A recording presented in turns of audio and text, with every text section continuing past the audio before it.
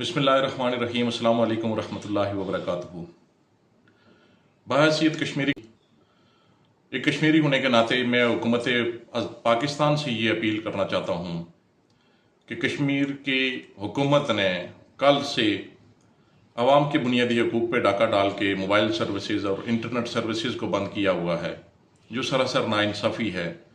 55 लाख कश्मीरियों को मोबाइल और इंटरनेट सर्विसेज से दूर रखा गया है।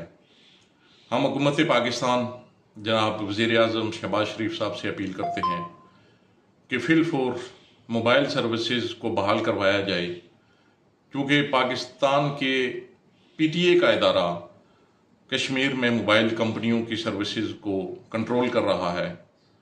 तो हम जनाब शहबाज शरीफ साहब से ये अपील करते हैं, ये दरख्वास्त करते हैं कि कश्मीरियों का जो बुनियादी हक है मोबाइल सर्विसेज और इंटरनेट सर्विसेज को फिलफौर बहाल करवाया जाए, ताकि बैरून मुल्क रहने वाले तमाम कश्मीरी अपनों से राब्ते में रह सकें और कश्मीर की लम्हा बलहम्हा सूरत हाल से बाखबर रह सके। बहुत शुक्रिया, जज़ाकल्लाह।